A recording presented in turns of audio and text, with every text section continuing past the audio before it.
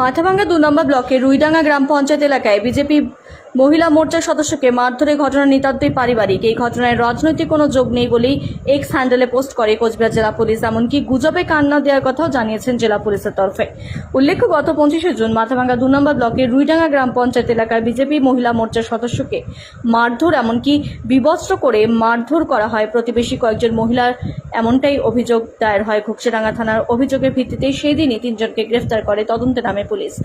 আর এই ঘটনার পর থেকে রাজনৈতিক পারদ চরমে ওঠে। বিজেপির দাবি, শুধুমাত্র বিজেপি করার অপরাধেই সেই মহিলাকে বিবস্ত্র করে মারধর করেছে তৃণমূল কর্মীরা। অন্যদিকে তৃণমূল কংগ্রেসের দাবি, এটা পারিবারিক বিষয়, এর সঙ্গে রাজনৈতিক কোনো সম্পর্ক নেই। এই নির্যাতিতার দাদা জানান, এটা পুরোটাই পারিবারিক বিবাদ। এর আগেও এদের সঙ্গে বিবাদ ছিল, এমন এই বিবাদের ফলেও মামলা হয়েছিল।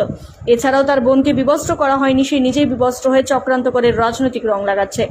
কোচবিহার জেলা পুলিশ জানিয়েছেন, এই ঘটনা পুরোপুরি পারিবারিক বিবাদের সঙ্গে রাজনৈতিক কোনো যোগ নেই।